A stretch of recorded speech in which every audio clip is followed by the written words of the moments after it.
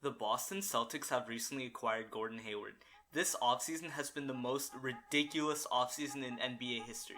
Hey guys, welcome back to another video, and today I'm going to be doing something a little different. I'm making a shift in my channel between vlogging, sports, and other types of videos. But today's main focus is going to be why the Boston Celtics will not win a championship. The Celtics recently just traded Avery Bradley. Bradley was a monster on both sides of the court, playing 55 games in the 16th season.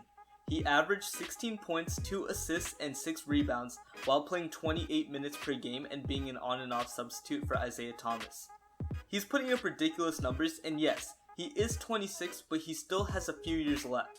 The Celtics traded Bradley for Morris and basically freed up a bunch of cap space, and yes, they did get a replacement for Jerebko, but Bradley is clearly one of the best defensive players for the Celtics. I do know that Marcus Smart can play point guard, but he isn't as consistent as Bradley was. Smart only averaged 10 points per game, 4 rebounds, 3 assists, and played 30 minutes last season, and was for 35% for field goals. And those are decent numbers, but compared to Bradley's 16 points per game, 2 assists, and 6 rebounds while playing 28 minutes, and 46% for field goals, I'd rather take Bradley.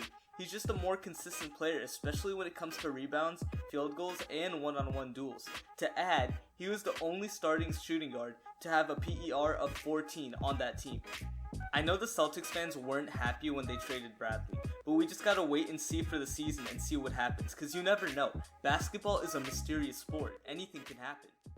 The Celtics have too many small forwards. This is sort of similar on how the 76ers have too many centers, but the Celtics have 5 small forwards on their roster. The recently acquired Gordon Hayward is averaging 21 points per game, 5 rebounds, and 3 assists while playing 34 minutes per game.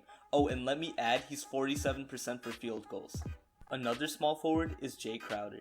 He's averaging 14 points per game, 5 rebounds, and 2 assists while playing 72 games a season. He averaged 46% for field goals. Another player is Jaylen Brown. He averaged 6 points per game, 2 rebounds, and 1 assist while playing 17 minutes per game. He played 78 games last season and had a 45% field goal percentage. Another small forward is Gerald Green, who averaged 5 points per game, 1 rebound, and 1 assist while playing 11 minutes per game. He played 47 games last season and had a 40% field goal percentage. And finally, we have Jason Tatum. He averaged 16 points per game, 2 assists, and was for 45% for field goals while playing for Duke.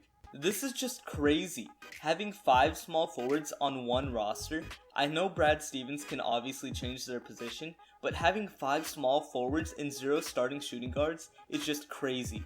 They literally have 0 depth in their roster, and losing vital players for Hayward isn't going to do them any good. To add, the Celtics recently just got rid of Kelly Olynyk. Olynyk was a decent player who averaged 9 points per game, 4 rebounds, and 2 assists per game, while playing 75 games last season, and also made a historic comeback in Game 7 against the Wizards. He scored 26 points off the bench, making the comeback and beating the Wizards in Game 7. This was led by Isaiah Thomas going off and scoring 27 points, 7 assists, and 2 rebounds. Losing Olynyk is going to hurt them offensively and even sometimes defensively. They have no chemistry. And to conclude, the Celtics obviously have a nice roster. They obviously will get first seed. I know it's deluded to think that the Celtics won't even make finals, but they won't even make it past Eastern Conference Finals, and here's why. If LeBron stays at the Cavs and continues to average 28 points per game, 8 rebounds, and 6 assists, while having a total player efficiency rating of 27, the Cavs are fine. If Kyrie stays at the Cavs, and note, he did push a trade, but if he decides to stay, then the Cavs are fine. They will not fall to the Celtics or even the Wizards. While having additional pieces like Kyle Korver, Kevin Love, J.R. Smith, Channing Frye, Richard Jefferson, Darren Williams, Iman Shumpert, the list just continues.